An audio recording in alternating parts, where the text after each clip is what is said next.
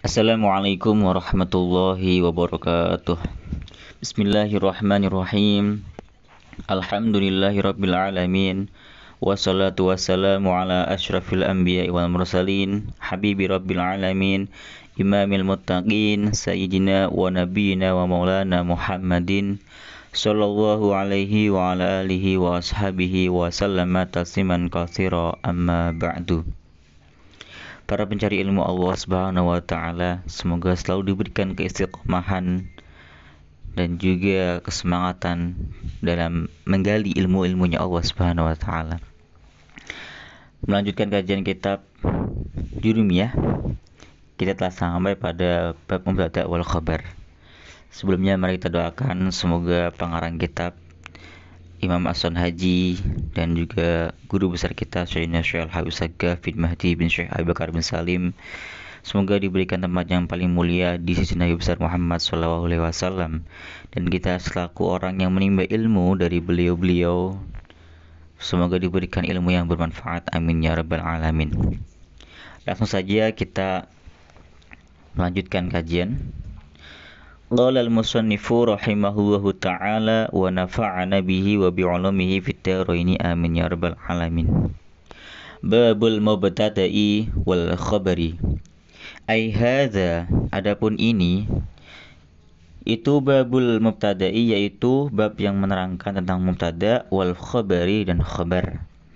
Ini adalah bab yang sangat penting, bisa dikatakan sebagai salah satu landasan ilmu nahwu, karena ini mubtada' dan khabar. Al-mubtada'u, adapun mubtada', huwa ialah mubtada', yaitu al-ismu, kalimat isim, al-marfu'u, yang dirofa'kan, kita menyebutnya marfu', al-ari, yang sepi, anil awamili, dari amil-amil, al-lafdiyati, yang berbangsa lafdiyah. Mubtada' ialah isim marfu'. Ini mubtada' ialah isim marfu' yang sepi dari amil-amil lafdiyah, gitu. Isim marfu' yang sepi dari amil lafdiyah. Maksudnya bagaimana? Mubtada' ini merupakan kalimat isim pastinya, dan i'rabnya itu rafa, ya. Dan amilnya itu bukan amil lafdiyah. Amilnya bukan merupakan amil lafdiyah. Jadi amil itu adalah faktor yang menyebabkan suatu kalimat menjadi beri'rab, baik itu i'rab rafa, nasab, jar maupun jazm. Di bab i'rab kita sudah menjelaskan bahwasanya i'rab itu perubahan akhir kalimat karena berbeda-bedanya amil yang masuk kepadanya. Jadi amil itulah penyebab atau faktor yang menjadikan suatu kalimat memiliki i'rab, seperti itu. Kalau misalkan suatu kalimat tidak ada amil, maka hukumnya mauquf, terhenti, seperti itu. Nah, di sini amilnya mubtada itu bukan amil lafdiyah, melainkan amilnya itu disebut amil maknawi. Jadi amilnya mubtada yang merofakkan mubtada itu adalah amil maknawi ibtida. Jangan lupa dicatat ya. Lanjut, wal khabaru, adapun khabar, huwa ialah khabar itu al ismu, kalimat isim, al marfu'u, yang dirofakkan, al musnadu, yang disandarkan, ilaihi, kepadanya, gitu. Yang disandarkan, al musnadu ilaihi, yang disandarkan kepadanya. Kepada siapa? Hinya kembali ke mubtada. Jadi kalimat isim marfu yang disandarkan kepada mubtada. Jadi khobar ini bisa dikatakan penyempurna mubtada, ya. Jadi khobar itu berupa kalimat isim, i'rabnya rafa, ya, dan dia disandarkan kepada mubtada. Nahwu qaulika, yaitu seperti ucapan engkau, Zaidun qaimun, Zaid, adapun Zaid. Kalau saya bilang adapun berarti mubtada itu. Yaitu qaimun, berdiri, siapa? Zaid. Nah, ini qaimun ini khobar, sedangkan Zaid mubtada. Kalau dalam bahasa Indonesia kita mengenalnya sebagai subjek predikat, ya. Jadi Zaid ini sebagai subjek, qaimun predikat, atau bisa menjadi pokok kalimat. Zaid ini pokok kalimatnya, sedangkan qaimun keterangan. Nah, itulah mubtada dan khobar. Zaidun mubtada, qaimun khobar. Zaidun itu musnad ilaih, qaimun itu musnad. Musnad ini musnad ilaih. Jadi Zaidun itu musnad ilaih, sedangkan qaimun musnad. Nah, musnad. Zaidun mubtada, qaimun khobar, seperti itu. Kemudian wa zaidani qaimani, adapun dua zaid itu qaimani berdiri. Apa dua zaid? Ini ketika dia tasniyah. Dia merupakan jadi tasniyah. Jadi ini i'rabnya rafa, tanda rafa'nya alif karena dia isim tasniyah. Qaimani khobar, dia juga isim mufrad, dia isim tasniyah, rafa, tanda rafa'nya alif, seperti itu. Dan di sini kita bisa melihat bahwasanya antara mubtada dan khobar itu harus mengikuti mubtada. Ketika mubtadanya tasniyah, maka khobarnya harus tasniyah. Kalau mubtadanya mufrad seperti Zaidun itu, maka khobarnya bisa mufrad juga. Lanjut, wa zaiduna qaimuna. Adapun beberapa zaid itu qaimuna berdiri, beberapa zaid itu. Nah, zaiduna ini jamak mudzakkar salim, dia menjadi mubtada, maka i'rabnya rafa, tanda rafa'nya wawu. Qaimuna itu berdiri. Nah, ini juga sama, dia jamak mudzakkar salim. Di sini rafa, tanda rafa'nya wawu. Zaiduna ini jamak mudzakkar salim, maka khobarnya juga harus jamak mudzakkar salim, seperti itu. Jadi khobar itu mengikuti bentuk dari mubtada. Wal mubtada'u, adapun mubtada itu qismani, ada dua bagian.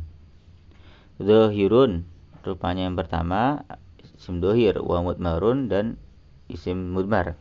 Fadzahiru, maka adapun isim dzahir ma, yaitu isim-isim taqaddama yang telah disebutkan apa dzikruhu, penyebutannya ma.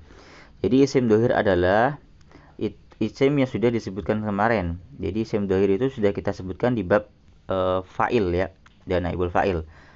Maksudnya isim dzahir itu isim-isim selain isim domir. Jadi isim dzahir itu selain isim domir.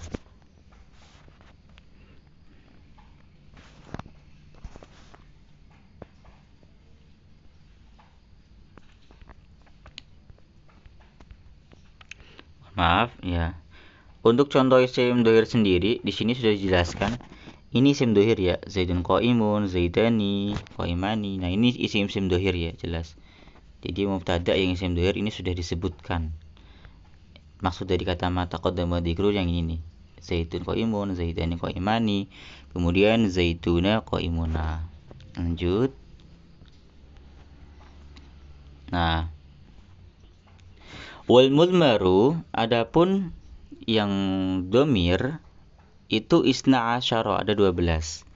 Wahia, ana, saya, nahnu, kita, anta, kamu, anti, kamu perempuan, antuma, kalian berdua, antum, kalian banyak laki-laki, antunna, kamu sekalian perempuan, huwa, dia perempuan, huwa, dia laki-laki, hiya, dia perempuan, huma, mereka berdua, baik laki maupun perempuan, hum, mereka laki-laki, hunna, mereka perempuan. Nah, ini adalah domir-domir yang ketika terjadi dalam ucapan atau tulisan, maka dia berkedudukan sebagai mubtada. Nahwu qaulika, yaitu seperti ucapan engkau, ana qaimun, ana adapun saya itu qaimun berdiri. Ana mubtada, qaimun khobar. Nah, wa nahnu qaimuna, nahnu kami itu qaimuna berdiri. Nahnu itu kan jamak, maka khobarnya juga jamak, harus menggunakan qaimuna karena qaimuna itu jamak juga. Jadi harus sinkron antara mubtada dan khobarnya. Wama, dan contoh-contoh asbaha yang menyerupai dzalika terhadap contoh itu. Artinya dan lain-lain seperti itu. Yang mirip seperti itu. Contoh anti, anta zaitun, anti Fatimah. Nah, itu anti itu mubtada, Fatimah itu khobar. Sini ana mubtada, qaimun khobar. Lanjut, wal khobaru, adapun khobar itu qismani, dua bagian. Ada dua pembagian ya.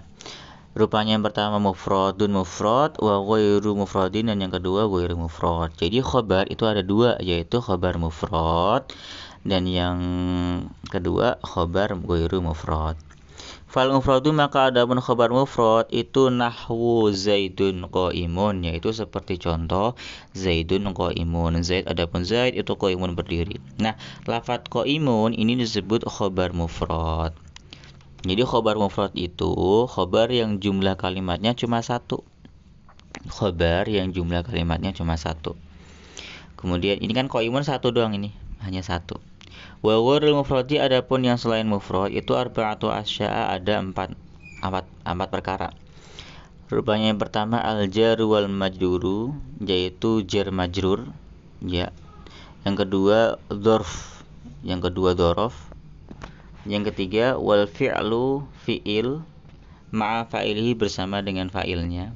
Kemudian yang keempat wal mubtada'u ma'a khabarihi, mubtada bersama dengan khabarnya. Jadi khabar yang tidak mufrad itu ada 4, yaitu jar majrur, kemudian dzaraf, kemudian yang ketiga fi'il bersama dengan fa'ilnya, yang keempat mubtada dengan khabarnya. Nahu qaulika, seperti ucapan engkau zaidun fiddari, adapun zaid itu fiddari, di dalam rumah. Zaidun mubtada. Nah, khabarnya ini khabar ghair mufrad, dia terdiri dari huruf jar dan juga majrur. Maka di sini disebut jar wal majrur. Jadi huruf jarnya itu disebut jar, sedangkan isim yang dijarkan itu disebut majrur. Makanya zaidun fiddari khabarnya berupa jar majrur. Bisa dipahami ya? Bismillah, lanjut. Wa zaidun, adapun zaid itu indaka, di samping engkau. Zaidun, adapun zaid di samping engkau. Indaka ini khabar mufrad, dia terdiri dari dzaraf. Inda itu dzaraf ya. Indaka, amamaka itu dzaraf. Amamaka dan lain-lain. Fauqa itu semua dzaraf. Kemudian wa zaidun, adapun zaid itu qoma, berdiri, siapa abuhu, bapaknya zaid. Nah, zaid ini mubtada, khobarnya itu berupa fi'il dengan fa'ilnya. Koma itu fi'il, abuhu fa'ilnya koma. Jadi berupa fi'il dan fa'il, itu khobarnya ya, seperti itu. Kemudian yang terakhir wa zaitun, adapun zaid itu jariyatuhu, adapun budak perempuannya itu zahibatun, pergi. Nah, di sini contoh untuk khobar yang berupa mubtada dan khobar. Jadi jariyatuhu mubtada, zahibatun khobar. Khobar. Syarat-syaratnya apa di sini? Syarat-syaratnya di sini jelas sekali bahwasanya dalam khobar yang berupa fi'il fa'il, dalam fi'il fa'ilnya seperti koma abuhu, ini harus mengandung dhamir yang kembali kepada zaidun. Di sini kita lihat koma abuhu, hu-nya ini kan dhamir, dia kembalinya kepada zaid, kembali kepada mubtada. Jadi harus ada dhamir yang kembali kepada mubtada. Sedangkan contoh zaidun jariyatuhu zahibatun itu juga ada, yaitu di jariyatuhu. Jariyatuhu ini ada dhamir yang kembalinya kepada zaid. Di sini Anda bisa lihat. Jariyatuhu itu ada dhamir hu yang kembali kepada zaid, maka dia bisa menjadi khobarnya mubtada.